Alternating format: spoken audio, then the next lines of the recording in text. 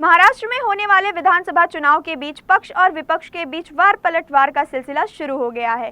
वहीं शिवसेना ठाकरे गुट के प्रवक्ता शरद कोली ने राणे परिवार और शिंदे गुट पर तीखा हमला बोला है। शरद कोली ने कहा कि राणे परिवार को हमेशा पिता बदलने की आदत रही है और उन पर पार्टी साथ ही टिकट के लिए लालच का आरोप लगाया। मराठवाड़ा में जमीन आवंटन के मुद्दे पर उन्होंने कहा कि विपक्षी गुट में गड़बड़ी की साजिश रची जा रही है।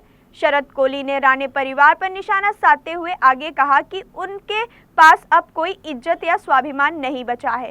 उन्होंने नीलेश राणे पर भी कटाक्ष किया, जिनके स्वाभिमानी पक्ष को मिट्टी में मिला दिया। उनका कहना था कि राणे परिवार केवल पार्टी और टिकट के लिए लालच करता है। यह लोग केवल चाटुकारिता के लिए हमेशा तैयार रहते हैं। शरद कोली ने यह भी कहा कि अगर वैभव नाईक ने जरा सा भी प्रतिकार दी तो नीलेश राणे की हालत खराब हो जाएगी और उनका डिपॉजिट भी जब्त हो सकता है। साथ ही उन्होंने कहा कि विधायक या सांसद बनने की कोई उम्मीद नहीं है। इसके अलावा शाहजी बापू पाटिल पर भी सवाल उठाए गए। शरद कोली ने कहा कि पहले शाहजी बापू पाटिल के पास पैसे नहीं थे, लेकिन अब अचानक उनके पास इतनी संपत्ति कहां से आई। यह सवाल उठाते हुए महाराष्ट्र की जनता से जवाब मांगने की बात कही। म्हणजे राणे कुटुंबाला मुळात लाज आबरू शिल्लक राहिलेली नाही।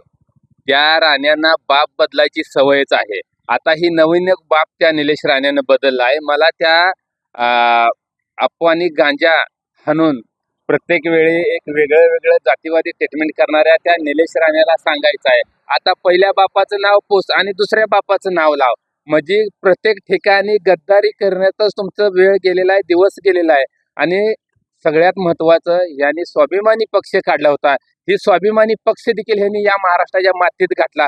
यांचा स्वाभिमान बिलकुल कुठे शिल्लक राहिलेला नाही, ह्याच्यावरून दिसतंय। कारण मला सांगा, पक्षासाठी, आमदारकीसाठी, खासदारकीसाठी किती हापापलेली लोक आहेत ही। यांचा बाप तिकडे भाजपमध्ये त्या भाजपचं पत्रवळ्या उचलण्याचं काम करतोय, तिकडे दुसरा भाऊ भाजपचं भांडी घासण्याचं काम करतोय आणि ह्याला आमदारकी पाहिजे म्हणून ही परत गद्दार शिंदे गटामध्ये तळवेट टाकण्यासाठी आणि आमदारकी मिळवण्यासाठी कामाला लागले। ते ही बाप बदलणारे अवलाद यांच्यावर बोलायचं काय।